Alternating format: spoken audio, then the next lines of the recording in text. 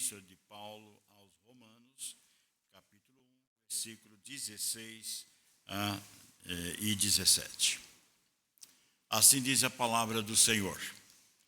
Pois não me vergonho do Evangelho, porque é o poder de Deus para a salvação de todo aquele que crer, primeiro do judeu e também do grego, visto que a justiça de Deus se revela no Evangelho, de fé em fé, como está escrito: o justo viverá por fé.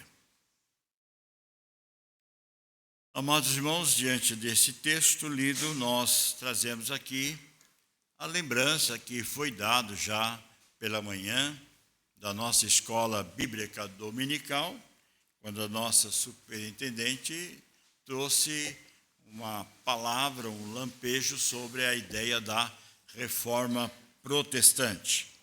O tema que nós temos aqui é herança que a reforma deixou para a igreja do Senhor, né?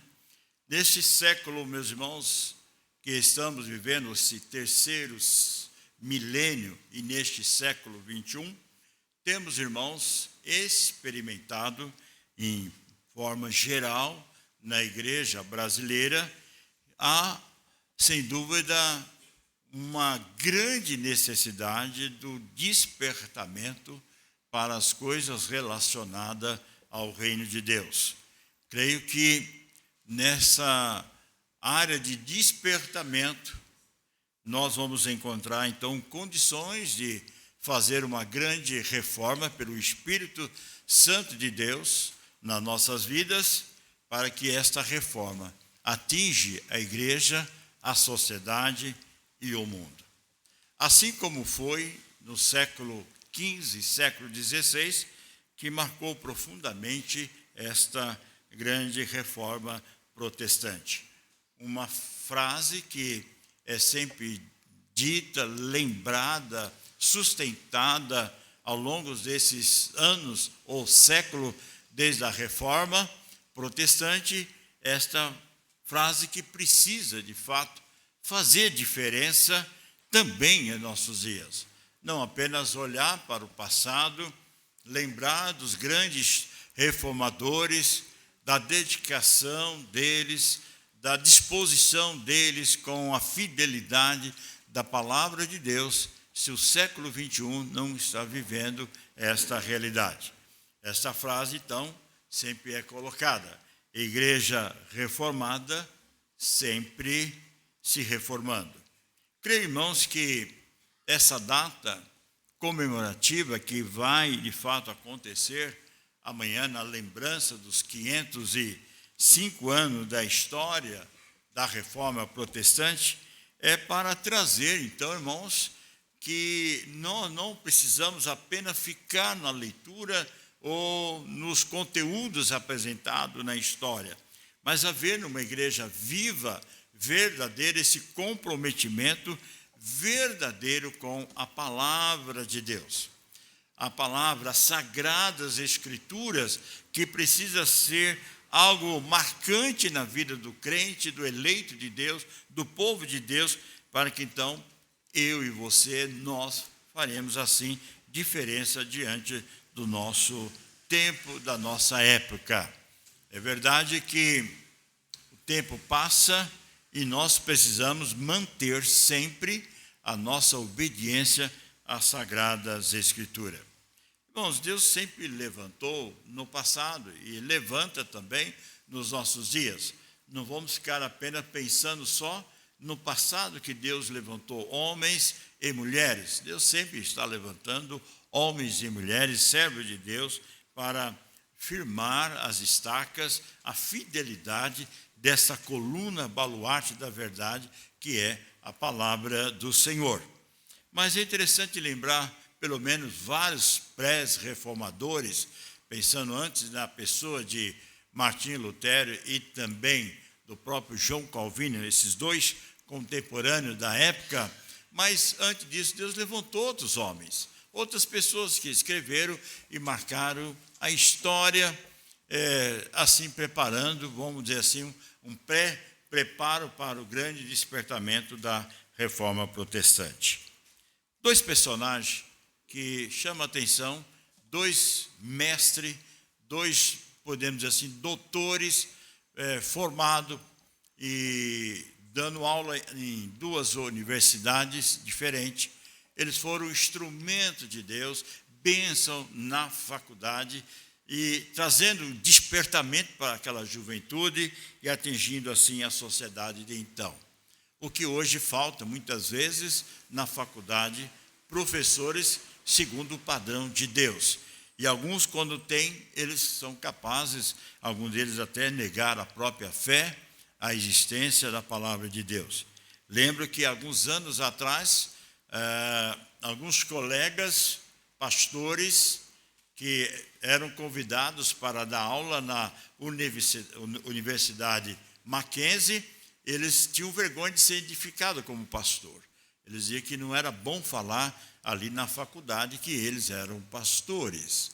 Veja a que ponto nós chegamos na nossa própria Universidade Presbiteriana Mackenzie. Espero que as coisas mudaram para melhor agora. Mas nós temos aqui alguns reformadores, pré-reformadores da Reforma. Um nome, por exemplo, John Wycliffe, século XIV. Ele era então professor da faculdade de Oxford, na Inglaterra. Ele e seus companheiros, não somente ele, mas alguns com eles, traduziram a Bíblia à língua inglesa, colocando ao alcance do povo inglês.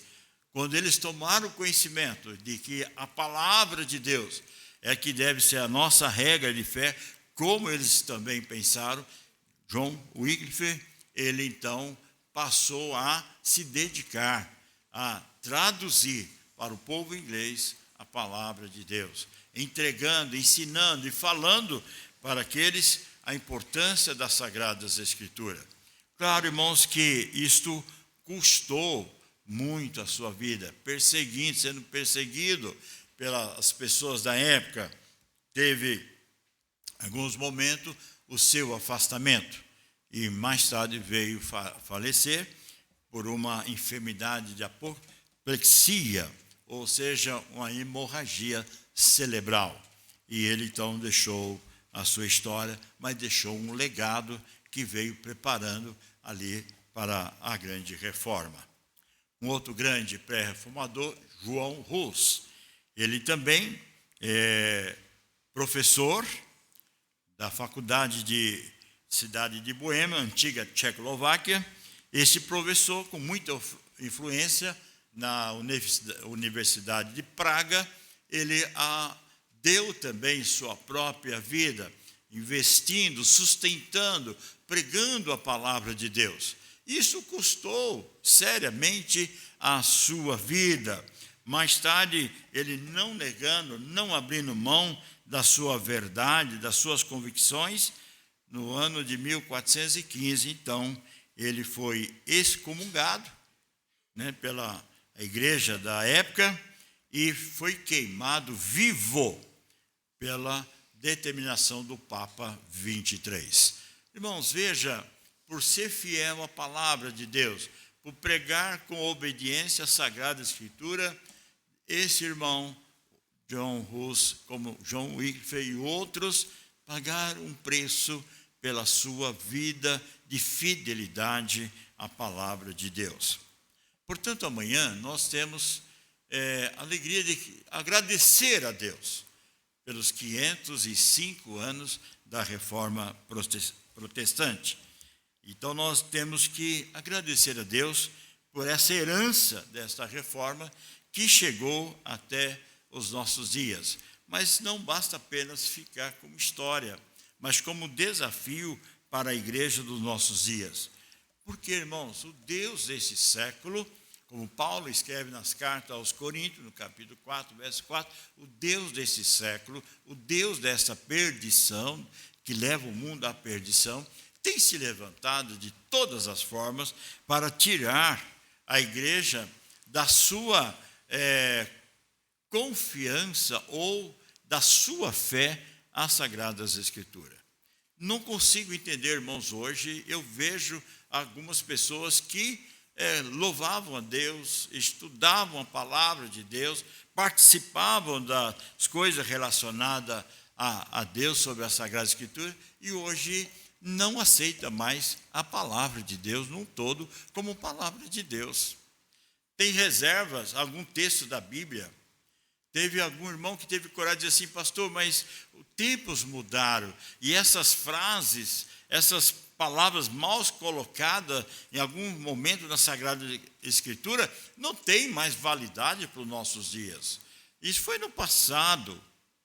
Mas eu digo a essas pessoas, como eu disse, e aos irmãos, a palavra de Deus pela própria boca do Senhor Jesus. Céu e terra passarão, mas as minhas palavras não. Ela continua sendo palavra de Deus. Ela não muda. Ela continua sendo a nossa regra de fé, apesar de toda a história, desde o Éden, aponta para a decadência humana, mas aponta também para aqueles que são alcançados pela obra da redenção.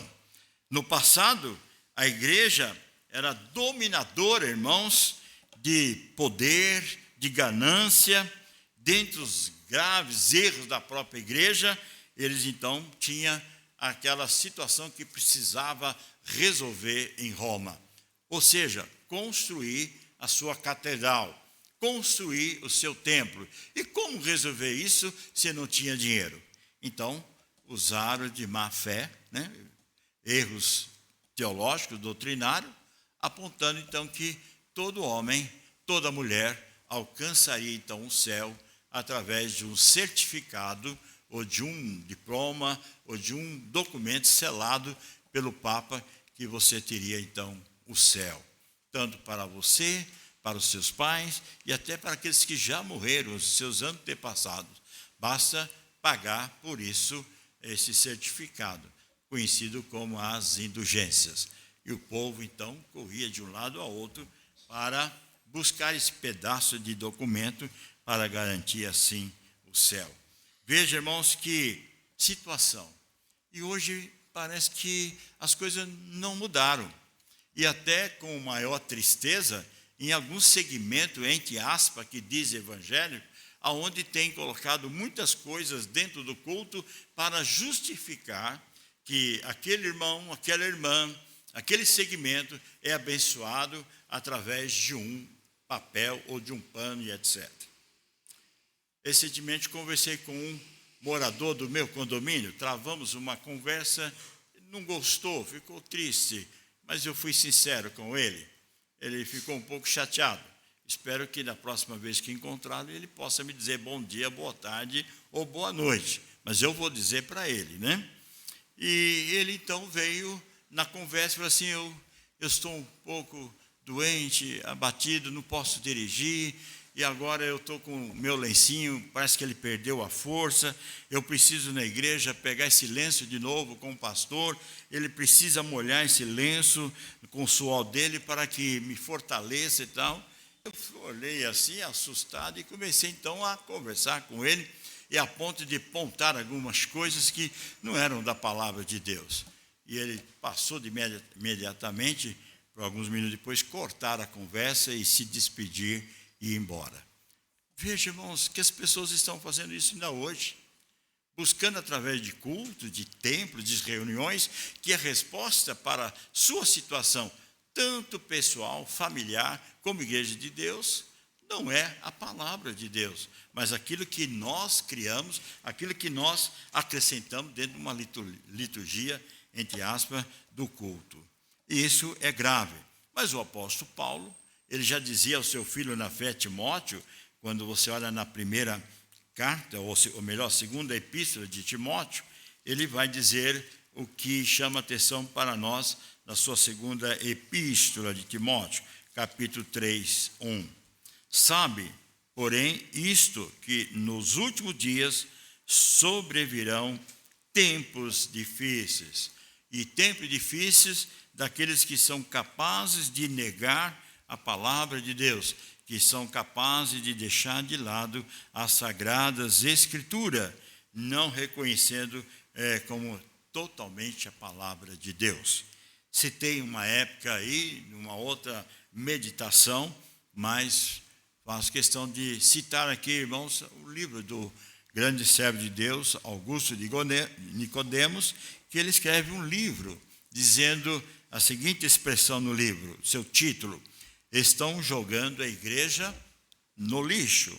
Essa é uma realidade que estamos presenciando hoje, porque a reforma, que teria que ser impactante, ano após ano, década após década, século após século, não tem sido muitas vezes vivida na boa parte da igreja evangélica. Mas o texto lido aqui em Romanos, o apóstolo Paulo então vai trazer esse embasamento, a importância da nossa fé fundamentada na palavra de Deus, ou seja, esta reforma que marca a importância daqueles que foram comprados pelo precioso sangue do Senhor. Então ele mostra aqui alguns pontos nesses 2 versículos. Por exemplo, o poder do evangelho. Não é o poder do homem, não é o poder do sacerdote, não é o poder do pastor, nem quem esteja pregando, mas é o poder de Deus na vida do pastor, na vida da igreja. Este é o desafio que a igreja de Cristo precisa estar consciente, que é pelo poder de Deus, que através do Espírito Santo de Deus, usa a sua igreja, usa o seu povo para ousadia e trepidez para anunciar a palavra de Deus.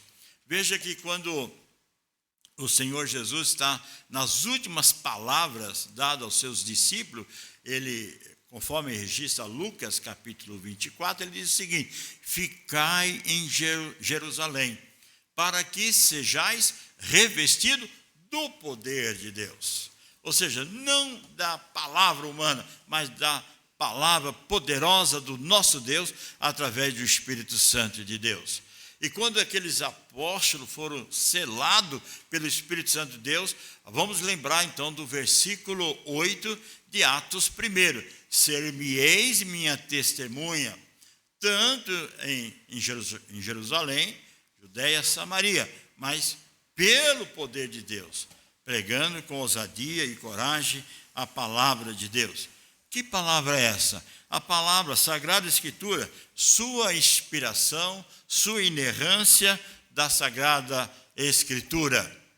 Eu não estou duvidando em momento algum dos 66 livros que Deus deu a nós. É a Sagrada Escritura, é a palavra de Deus. Ela vem e machuca o meu coração e o seu coração se nós estivermos distante da verdade.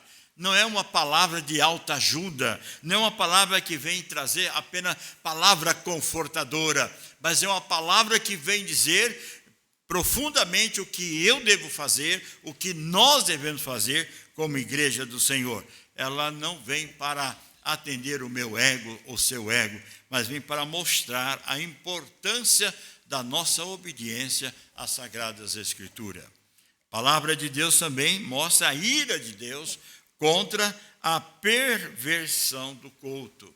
Os irmãos tiveram a oportunidade hoje, pela manhã, ver o que é o culto ao Senhor, o dia do Senhor, a importância da nossa vida cristã, o nosso primeiro dia da semana, que é impactante para a igreja, porque Deus deixou para nós uma palavra de vitória para nós em Cristo Jesus, aquele que morreu, aquele que foi sepultado, mas ao terceiro dia, primeiro dia da semana, ele ressuscitou para trazer à igreja a esperança de vida eterna.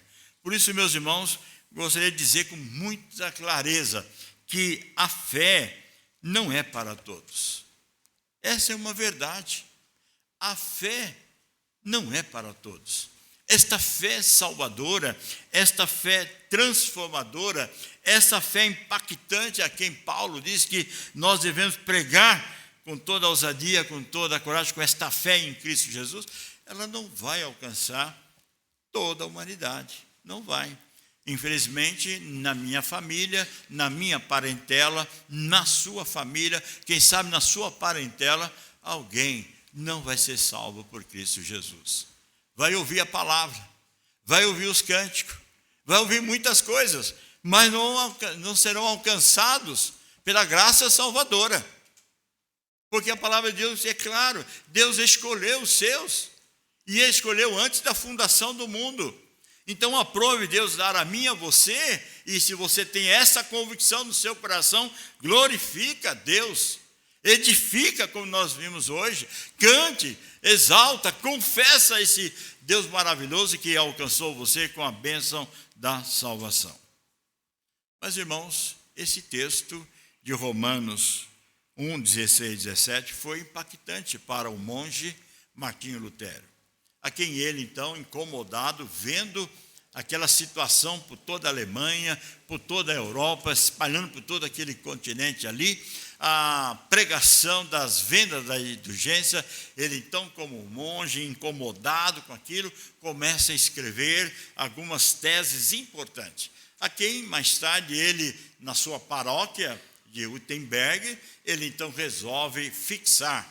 Por que ele escolheu o dia 31?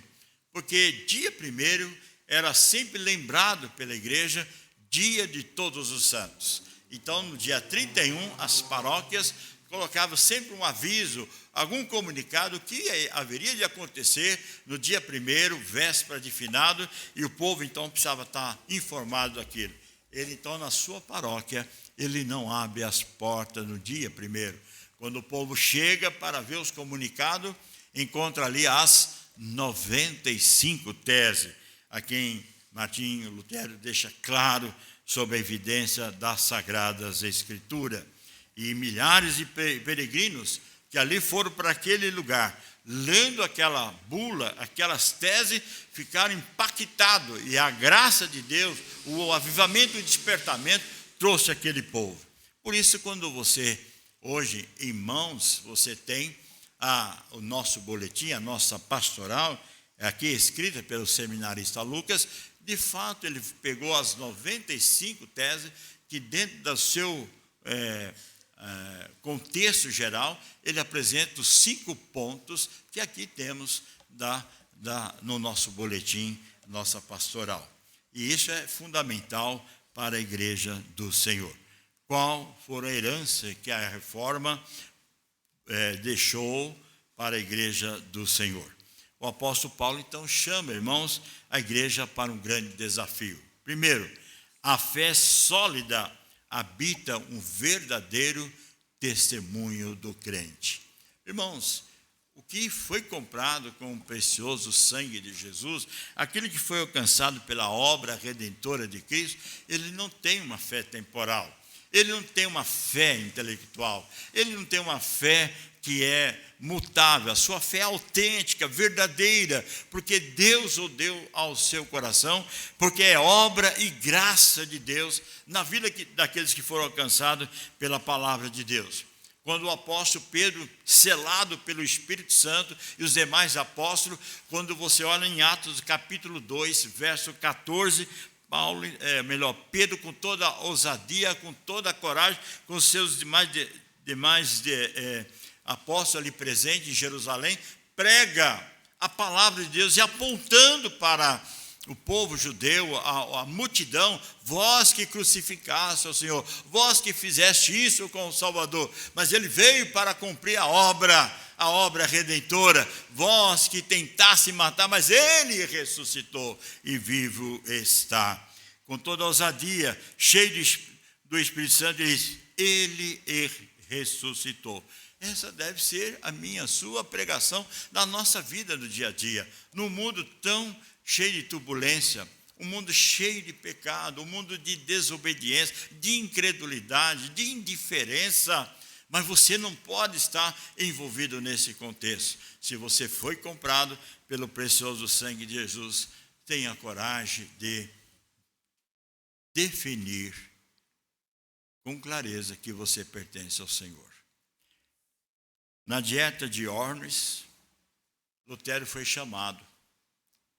E ali estava toda a corte, todo o papado, toda a liderança para tentar tirar de Martinho Lutero o que ele havia pregado, o que havia colocado ali na paróquia no ano 1521. 1517 ele faz essa publicação, faz um reboliço na Europa, mas em 1521 ele é convocado, é chamado, e diante de uma corte, ele então é chamado para dizer o seguinte: todos esses livros que estão aí sobre a mesa lhe pertencem? E ele responde: sim, esses são os meus livros. Você seria capaz de negar? Você seria capaz de dizer que isso não é mais verdade? E poder dizer ao mundo, dizer à sua paróquia, que isso que você escreveu não é verdade? Diz a história que ele teve alguns momentos para pensar. Quem sabe aquele momento de grande conflito, de grande insegurança, quem sabe de medo, mas depois ele volta e perante aquele concílio, aquela dieta de Ornes, ele então diz: olha, a seguinte frase: se vocês provarem pela palavra de Deus, se vocês provarem pela palavra de Deus, o que eu escrevi não é verdade, então eu nego o nome do Senhor. Irmãos, foi perseguido, ele teve que ser guardado, protegido por alguns que levaram ele para outra região, e ele continuou escrevendo, veio a falecer no ano de 1546. Mas, veja, irmãos, ele sustentou a sua fé, a sua obediência à palavra de Deus. O que nós vemos hoje, irmãos? Por pouca coisa, quase nada, muitas pessoas negam o nome do Senhor Jesus.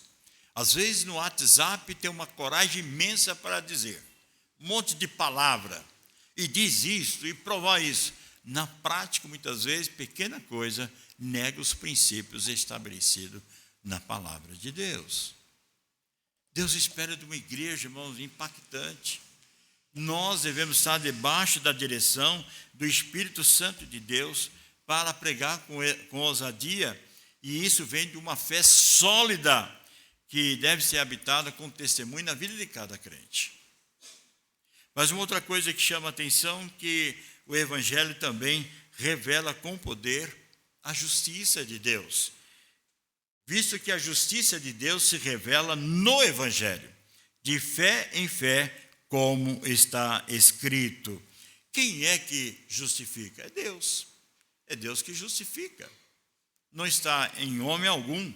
E muitas vezes nós vemos as pessoas perdendo o foco, a direção, a confiança e a sua dedicação ao Deus Trino para descansar no homem mortal, falível, imperfeito, que pode muitas vezes trazer tristeza no dia de amanhã. Fé. Fé que faz nos lembrar, como disse pela manhã, os heróis da fé. Quando aos Hebreus diz assim que se você não seguir a paz e a fé autêntica e verdadeira, não verá a Deus. Porque é impossível agradar a Deus se não tiver uma fé autêntica e verdadeira. Porque a nossa salvação, ela decorre da graça salvadora de Cristo Jesus. Portanto, irmãos, que bom seria que esta igreja, nós, nessa virada de ano de 2022, nós pensássemos um pouco melhor, irmãos, terminar o ano impactado com as coisas relacionadas com o reino de Deus, com a nossa vida pessoal, com a nossa vida profissional, com a nossa vida na sociedade, no trabalho, na faculdade, onde nós estivermos, que o nome do Senhor Jesus seja pregado e testemunhado com toda veracidade da nossa vida cristã, porque é palavra de Deus. Eles deram a sua vida, deram o testemunho da palavra de Deus. Passaram-se 500 anos, agora está diante de nós essa responsabilidade. Que responsabilidade é essa? De nós levarmos ao bom termo esta reforma que foi deixado para nós, como igreja do Senhor, para darmos continuidade com essa veracidade. Irmãos, Pensemos um pouco então sobre essa experiência de vida de fé. Ela não é transferível, não é de pai para filho. Apesar da família ser completa dentro da igreja, mas a obra é individual. Não é o pai que salva o filho, nem o filho salva o pai. A não ser a obra do Espírito Santo, alcançando o pai, alcançando a mãe, alcançando os filhos para a glória do Senhor. Agora, cabe a nós a pregação do Evangelho para os nossos filhos. Cabe a nós a pregação do Evangelho para a nossa parentela. Cabe a nós a pregação do Evangelho com toda ousadia e intrepidez, para que o Espírito Santo de Deus, na sua vontade soberana, o alcance nossos familiares e assim aqueles que nós tanto almejamos que venham a conhecer a palavra do Senhor. Portanto, nesta noite, deixo aos irmãos esse cuidado de reconhecer a autoridade das Sagradas Escrituras. Palavra inerrante, infalível. Esta palavra é, de fato, a Sagrada Escritura para a nossa vida. A nossa salvação, que provém de Deus, obra e graça do Senhor. E a centralidade única e tão somente na pessoa de Cristo Jesus, a quem Ele é o nosso mediador, Ele é o nosso Redentor, como também Ele é o nosso Salvador. Amados irmãos, que a nossa vida cristã possa estar fundamentada, e nessa fundamentação da palavra de Deus, impacta a nós até a coragem, a ousadia de falar com toda a veracidade daquilo que Deus tem entregado em nossas mãos, a palavra de Deus. A igreja é que deve estar em Cristo Jesus. Portanto, que a igreja de Cristo, centralizada na pessoa gloriosa de Cristo Jesus, possa fazer diferença aqui no nosso bairro, da nossa cidade. Estamos há 50 anos aqui no Jardim São Luís. Dezenas, posso até afirmar centenas de pessoas já passaram por aqui. Foram alcançados pela pregação da palavra de Deus, pela escola bíblica dominical. A igreja tem sido um farol, mas ela pode brilhar muito mais quando nós estivermos cada vez mais envolvidos de uma forma integral nas coisas relacionadas ao reino de Deus. Que Deus abençoe a cada um de nós, que faça de nós, que essa herança que a reforma deixou para nós, possamos colocar em prática na carreira da nossa vida cristã. Assim, Deus abençoe a amada igreja.